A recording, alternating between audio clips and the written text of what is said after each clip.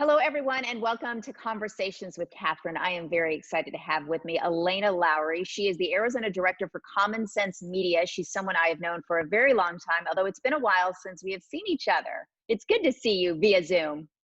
Thank you. It is so good to see you. At just, even via Zoom at this point, I'm even okay with that, to see old friends. So yeah. Yes, I appreciate the connection so much. So I want to talk to you about this new position. First of all, for people who don't know, you were with the Business Journal, the Phoenix Business Journal, former editor-in-chief for almost 25 years, a very long time. Yeah, Was yeah. anything difficult? It was at first, and you probably can understand, especially like we were just talking, looking back at your reel of memories. So the first year was a little bit hard. I wasn't sure, what sort of to do in that next chapter. But then this opportunity, presented itself, and it was absolutely the perfect fit for me. I felt like it was the perfect fit for me. So I was really glad that all the stars aligned, and that it worked out. So it's funny because you mentioned it being a new position. It's almost 2 years. I know it's gone by pretty quickly, right? Yeah, it really has. And particularly, this year in particular, because we've seen such an amazing shift, to situations that we didn't want to be in with homeschooling and remote school, and so we were very much as an organization built for this moment, sadly. Well, I want to talk to you about the important work that you are doing, because you have been leading the first Arizona office for almost 2 years now. Let's talk about what Common Sense Media does. It's a nonprofit organization that studies how media and technology affect children. Very important. Tell me about the work and the impact that Common Sense Media has had in the last 16 years in educating and empowering families when it comes to tech and the major role that it can and does play in a child's life. Yeah, and thank you for that. And it looks like you did your homework. So I so appreciate that, because the name Common Sense is difficult to wrap your head around when you're talking about this as an organization. So we're really a global nonprofit. So we have been, as you mentioned, around for 16 years, dedicated to helping kids thrive in this crazy world of media and technology. So we do a lot of things. We support families with content on media and technology, really to help guide not just parents, but schools, to provide advice and guidance, and to provide good ethical content. And there's so much noise and so much content out there, and it's so hard for parents to know to keep up.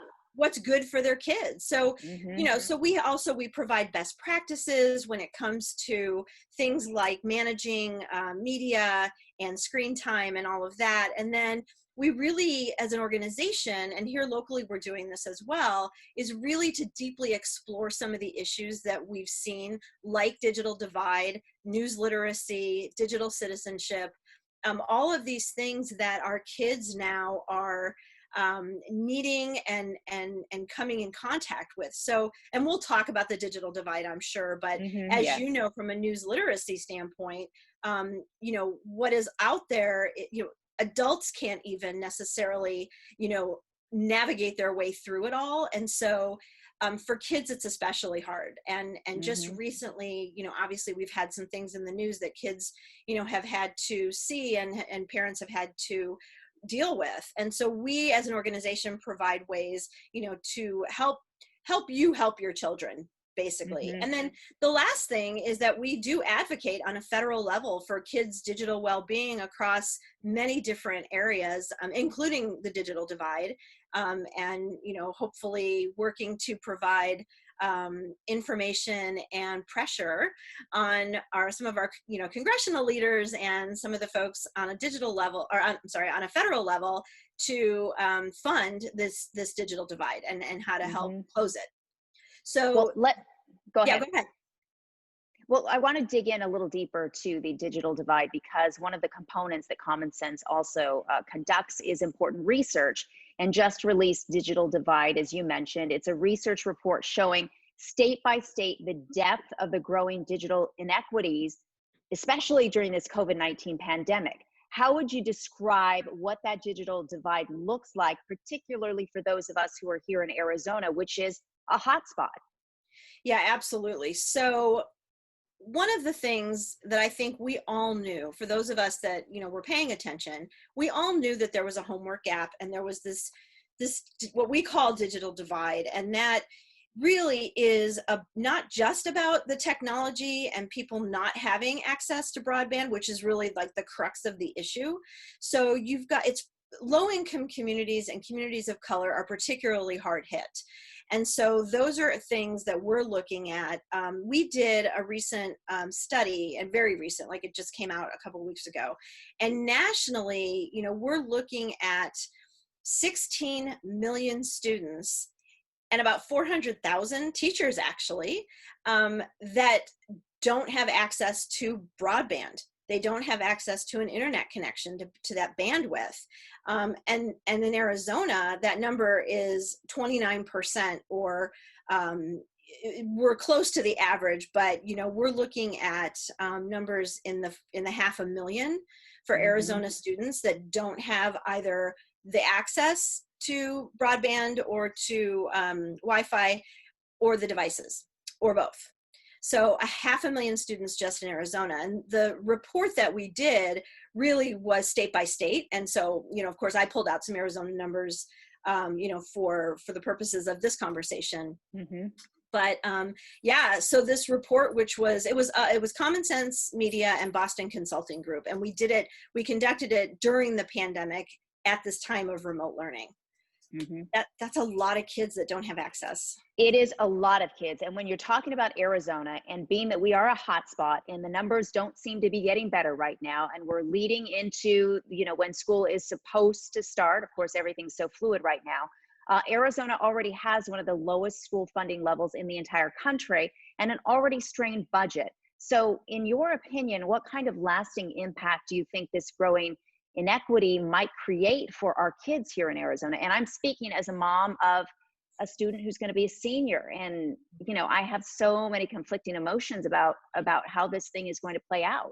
Yeah, and I bet you have a lot of questions about how it's going to play out, because of course, here every district can largely do whatever they deem fit for their families and for their students. The governor is the only one that can actually shut down schools and make those decisions about when school goes back into session and all of that. And so, we are looking at a situation where kids can be deeply affected. And we're not just talking about on the academic side.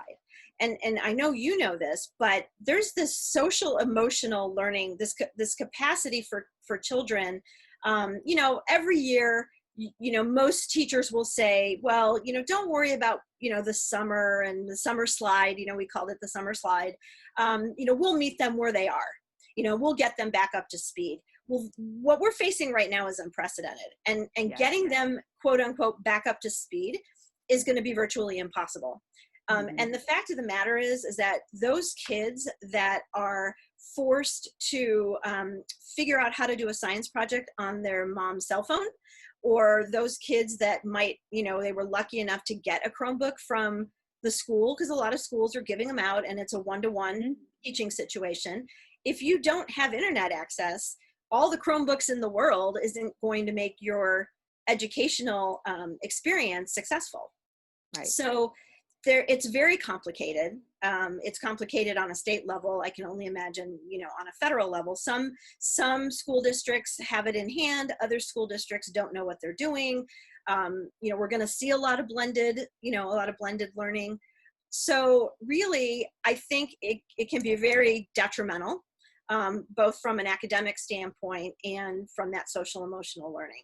And I think it's going to be really important, as hard as it is for parents, because they've already stepped up and they've already, tried doing this homeschooling and this remote learning. It's going to be even more important for them to stay on top of not just their kids, but the schools and the districts, and really be the advocate for their kids, because it's hard. It's going to be really hard for the school districts to get it all in place, certainly by August 17th. Which doesn't look like it's going to happen. It looks like we're at least rolling into September, at least in our school district, possibly even later. So you're talking about the pressure this places on parents to be even that much more educated on how to educate our Right. kids in this new world. So one way that Common Sense Media addresses the inequities that we've been talking about is with Wide Open School. That is a free digital platform that you launched, that Common Sense launched in late March, to keep students learning and engaged during this pandemic. So my question is, first of all, how did that work up until, you know, the point of summertime? And how will it continue to work if the kids do not return to campus full time? So the premise behind Wide Open School was initially our response as an organization to the pandemic. You know, what should we and can we do? We had a lot of organizations coming to us because our role as a curator of content just seemed like it made the most sense. So they came to us, a lot of organizations who we're working with now, including Google and Sesame Kids and National Geographic, and I mean, the list goes on. There's probably about 50 organizations now. We kind of decided that as long as their information was free and open to anyone who needed or wanted to use it, we needed to come up with a way to make it all available, because that was the thing. As a parent, you probably know this. When spring break ended and we knew that kids weren't going back to school, parents panicked.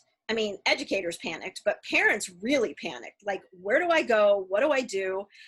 You know, the schools were just getting around to getting packets together, right, for the students to do like their basic work and homework and things like that. I'm sure that you saw those packets or you were aware of what was happening. But what we did with Wide Open School is, by having all of these partners come together and by creating this portal, we were able to give parents this other resource that allowed them to find more robust learning opportunities for their kids. Not that the schools weren't, I mean, they still had to obviously do the schoolwork and do what the, you know, what the district and what their particular teachers wanted them to do in terms of their own work.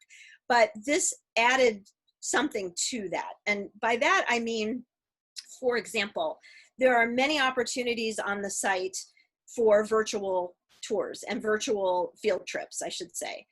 We all know museums shut down and the zoo shut down and all of these places where teachers were taking their little ones, and were, you know, the planetarium and all of these different things. And so that's just one small thing that the site offers. We also teamed with the NBA and with other sports for their players to actually do live workout sessions with, you know, with kids, to get them moving, to get them up and you know, doing something beyond, because, you know, there's no PE, right? Right. So the site, like I said, is very robust and includes information from, or I should say, includes resources from all of, you know, 50 organizations, you know, like I said, from Khan Academy to you know, Nat Geo. There's a ton of good resources there for those parents who want to be able to provide additional learning experiences for their kids, whether it's over the summer or into the fall. Well, and I think that's especially important when you're talking about parents who are sometimes behind the curve when it comes to technology. Their kids are a lot more advanced than them in some situations. You also have situations with kids having different learning abilities and parents who maybe have language barriers. So you also offer this content in Spanish as well, right? Yeah, we launched a Spanish language site. Not everything, because some of our partners don't necessarily offer the stuff in Spanish, but a lot of our partners do. And so we offered a Spanish language version of the site where they could find those resources. In addition, as part of this Wide Open School, we also provided resources to families who needed it to get Wi-Fi, to get low cost, you know, Wi-Fi, because obviously there's the juxtaposition right there, right? We launched this great website for parents and families to use, but then there was this large group of families that couldn't access those resources because they didn't have, you know, internet. And so that was sort of our, I don't want to say it was our wake-up call, because we had been working on digital divide for a long time. But when you think about all the robust, information that you have available digitally across the board, not just Common Sense, but across the board. There's lots of great information out there, but if you can't access it, it doesn't do you any good. And so the issue was, okay, now how do we get these resources in the hands of the families that need it? And that's kind of where we're at right now today as an organization locally. Is I'm on the Superintendent Kathy Hoffman has a task force for education technology, and so I'm on that task force. We're working on how do we address that issue, and how do we she's got a lot on her plate, right, with schools opening, not opening, and everything. So she pulled together a group of people to say, okay, how can we help those families that don't have that access? And so that's part of what we're talking about as a group. So again, as I mentioned, it's very fluid. This is what's happening right now this week. It could be different next week. You talked about curating content, and I want to talk to you specifically about something that you had mentioned to me via email, because we're talking about families right now. On top of having conversations about a pandemic and how it's affecting us, we're also having some deep, sometimes for families, it's uncomfortable conversations about racism and racial justice right now.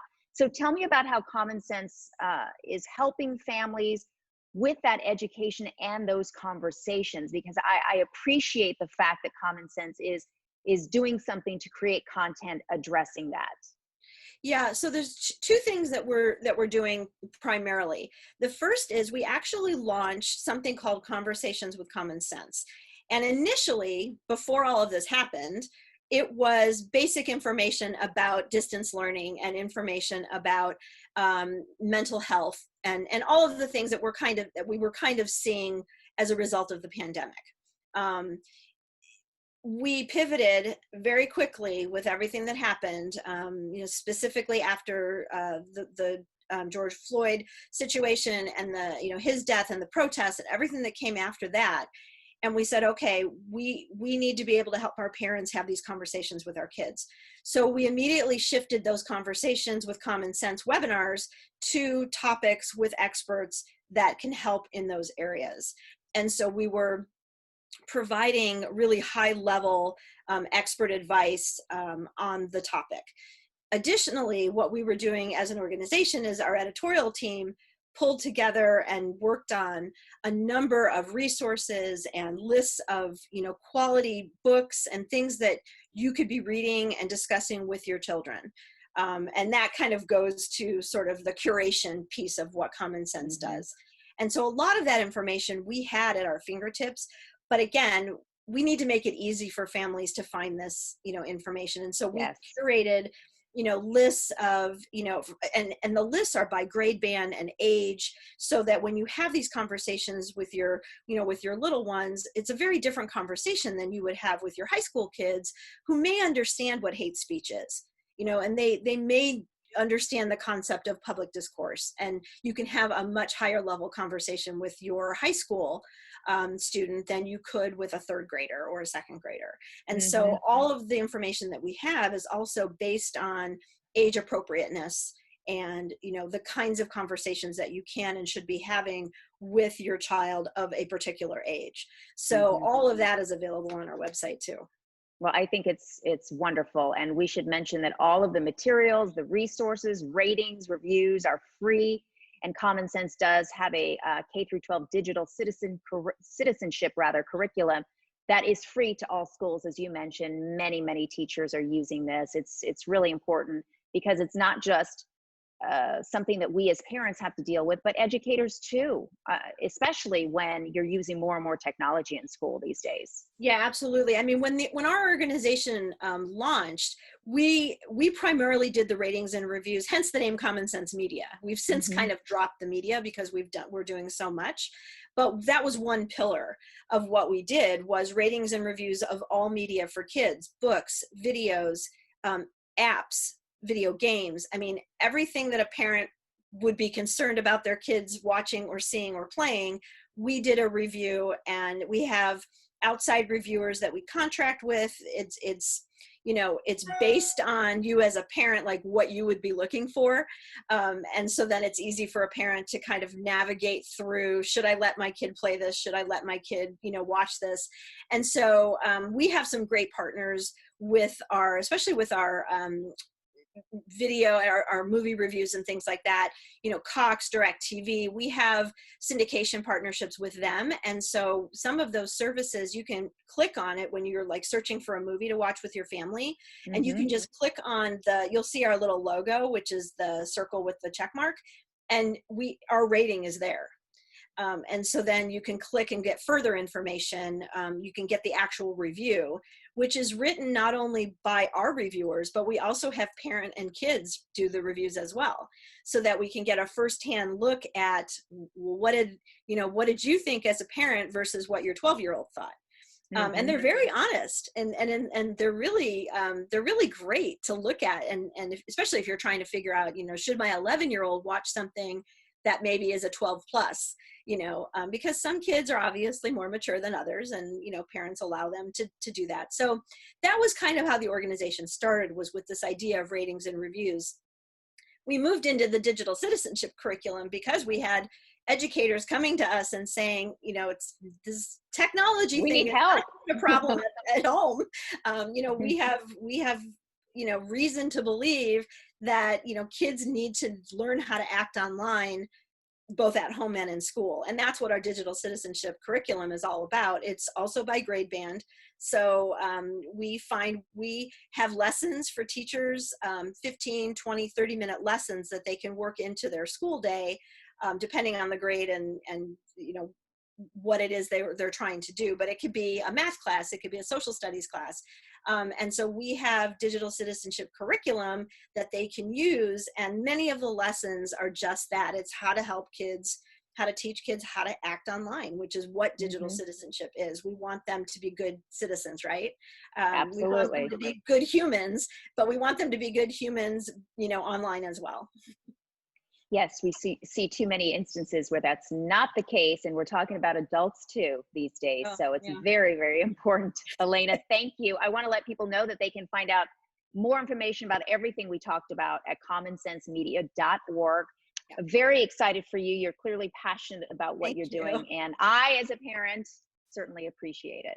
Oh, thank you so much for the time and for getting this information out. I think right now, especially, it's just so important for parents to have these resources. I completely agree. Good to see you.